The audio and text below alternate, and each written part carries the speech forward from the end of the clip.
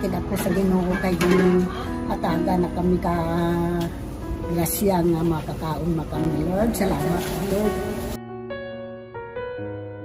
Kita ka isa sa program na sa foundation natin ang crisis intervention no nga kung sabihin kung may mga kalamidad or pernis ang baha or bagyo kung may mga brothers and sisters kita or mga membro kita malapiktuhan balagi na buligan nato.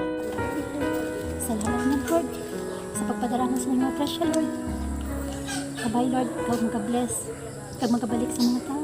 Nagbulawanan sa tabi pa sa ulo ni Patag si Jesus.